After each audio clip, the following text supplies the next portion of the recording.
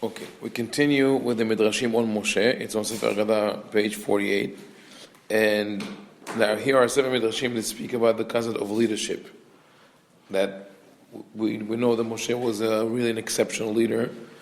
Like we discussed previously, like David just mentioned, that Moshe had the courage to stand up to Hashem and to argue with him, whether he should go or he should not go, or even after the first encounter with Pharaoh and the complaint of Bnei Israel, he goes back to Hashem and says, "Why did you cause suffering to the nation?" So the Midrash comments on this pasuk: "Ve'achar ba'u Moshe ve'Aaron vayomeru el Paro." Then Moshe and Aaron came and spoke to Pharaoh. So the question of the Midrash is this: originally, it says that when Moshe was going back from the desert towards Egypt, he met with Aaron. Then Aaron and Moshe gathered all the elders, all the Bnei Israel, and spoke to them. And they, it seems like they were all going together to Pharaoh to speak to him. So the Midrash says, "Ve'echan alchu hazkenim shelo hashav otam imahem, shekvar amar lo HaKadosh Baruch Hu, uvata ata veziknei Israel el melech Mitzrayim." Says God clearly said, you and the elders should go, and with Aaron, should go and talk to Pharaoh. So where are the Zekenim? Where are all these elders? Amur Abotenu. So before we look at the Midrash, the pshat of the pasuk could be that they did go together, but the Torah doesn't mention all the details. Moshe and Aaron and the elders. The Torah mentions the most important detail, but the Midrash interprets it in a way that does teach us something about leadership. It says this: Amor Rabotenu, הלכו עמהם הזקנים, והיו מגנבים את עצמם, ונשמטים אחד אחד, שניים שניים, והלכו להם. All the elders, they all went together. They have this delegation of, who knows, 60, 70 odd people. But on the way, and everyone had an opportunity. One person says, I know my feet are aching, I can't walk anymore, this and that. I got a phone call.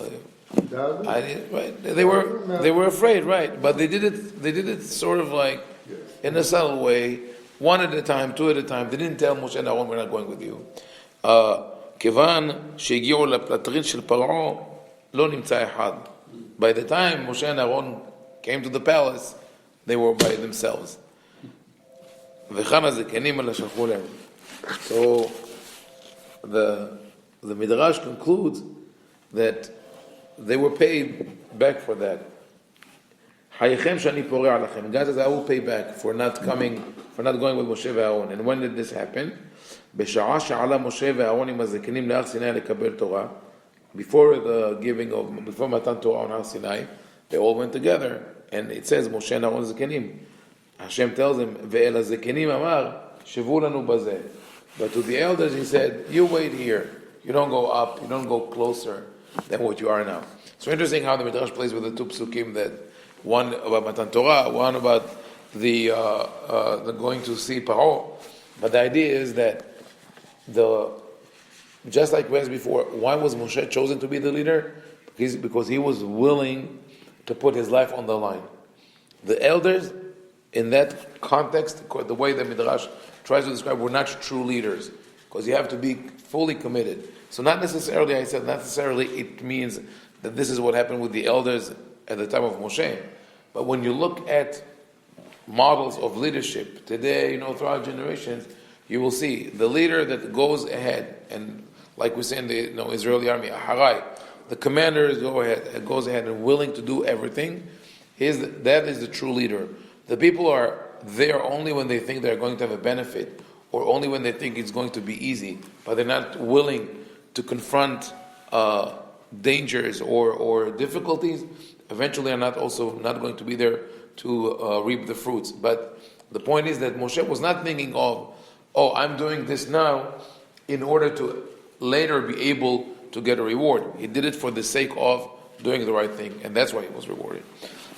So this is the discussion of the Midrash on who went with Moshe to see Paro. So now Moshe comes in and talks to Pharaoh, and the Midrash here elaborates on the pasuk that Pharaoh says, "Lo yadati et Adonai v'gam et Yisrael lo ashaleach." Right? This is a confrontation, like in a theological confrontation. Moshe comes and says, "I want to." Hashem said, "Let my people go." Pharaoh says, "Who is Hashem?" Lo yadati et Adonai v'gam et Yisrael lo ashaleach. So we can understand it in two ways. Either that he says, "I do not recognize your God. I do not abide by His word. He's not my God." Or more literally, I don't know who God is, who that specific name I'm not familiar with. I don't know who He is.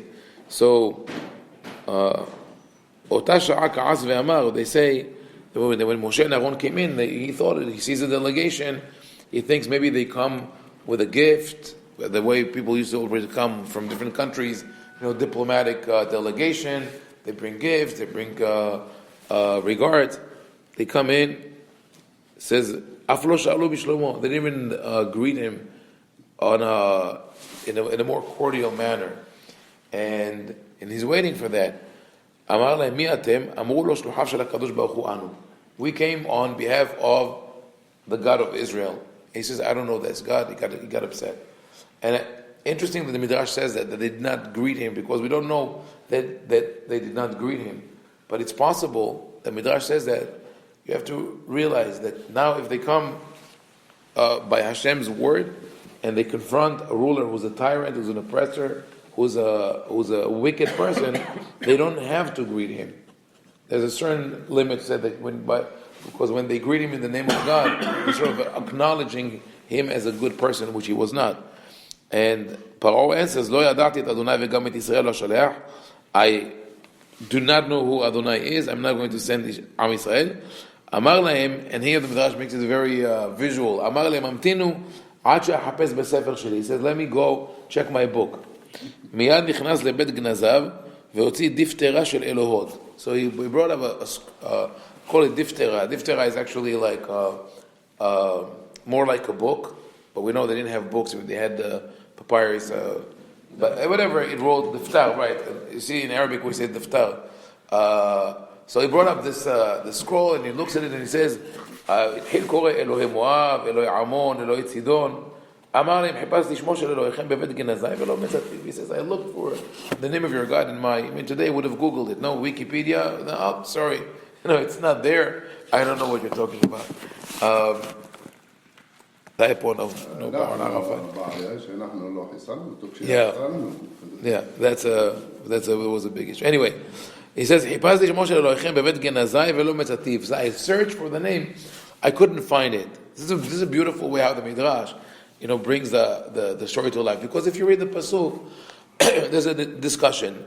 Hashem said, let my people go. I don't know. I'm not abiding by your God. But they turn it into a visual issue.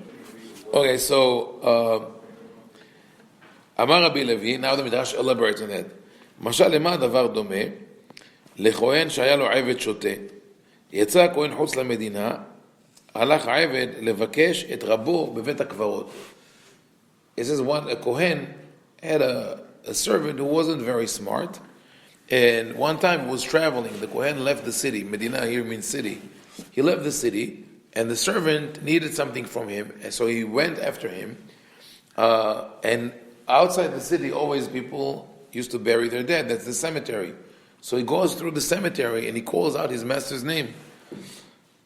Didn't you see my master here? So they ask, Mi Rabcha, who's your master? Amar lahem Peloni Kohen. My master is Mr. Cohen. Right? Amru lo, Kohen Zadeh. Shoteh שבעולם. He says, you fool.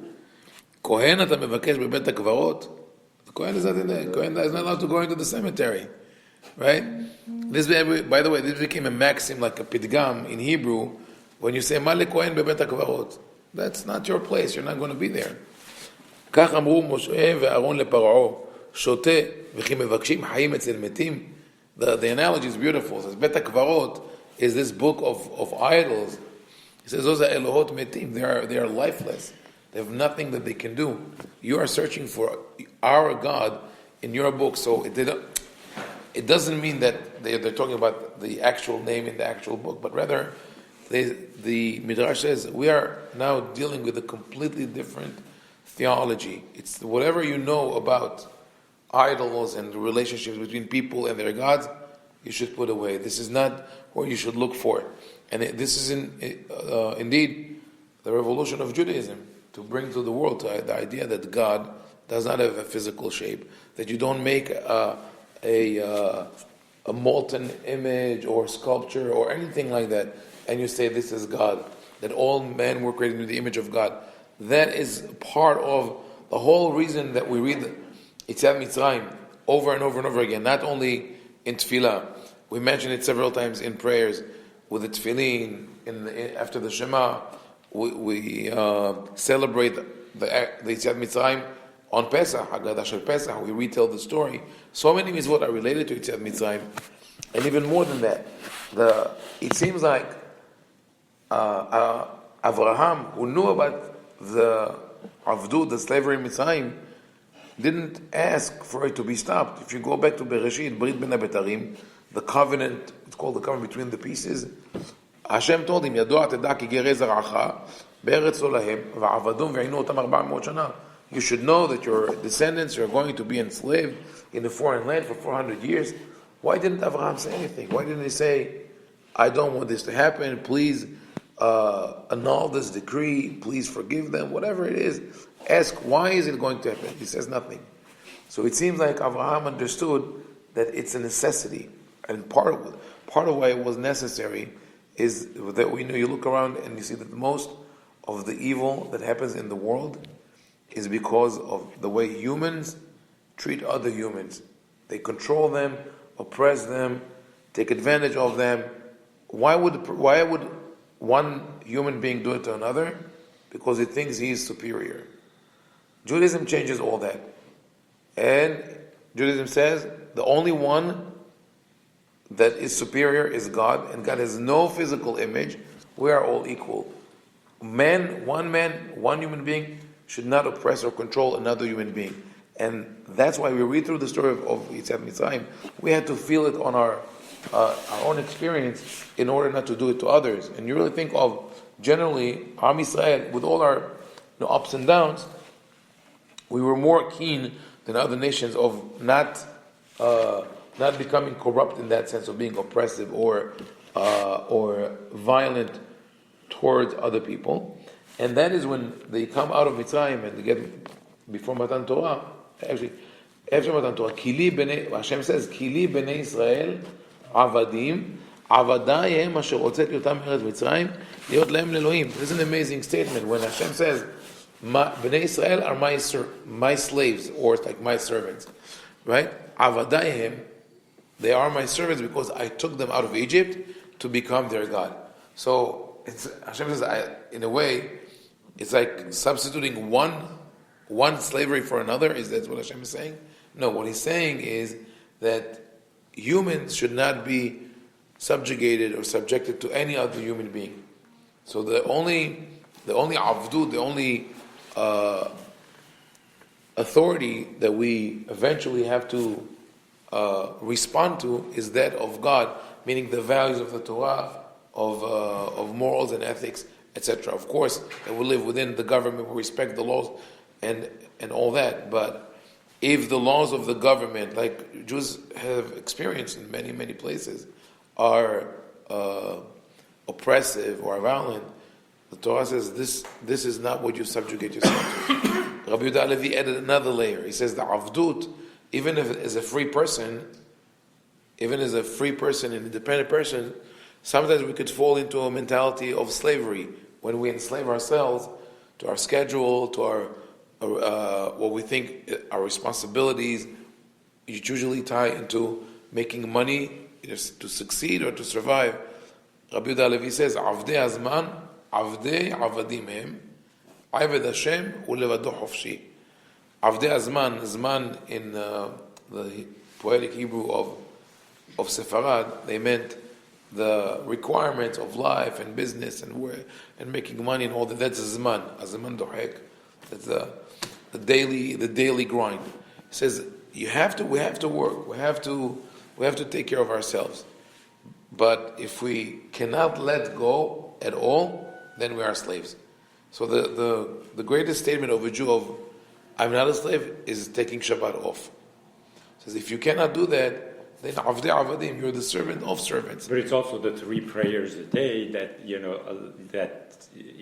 where you get a stop. Right. Also prayers, many mitzvot, but that was in a later edition by the rabbis. But if you look at the core idea of the Torah, the Shabbat provides that state of mind. You're right, and that's why later on we'll see the Shabbat features in the whole story of Yitzhak Mitzrayim, according to the Midrash, that was their day of rest, that was bargained out of Pharaoh to show that was the breakthrough, to show them you're not slaves, and that otherwise they would have remained with the mentality of slaves. So they conclude what he's saying, Avad Eloheinu Elohim Haim Umelech Olam. So you're looking for our God in your book. It's like searching for the Kohen in the cemetery, but in reality we're talking about a completely different reality. Okay.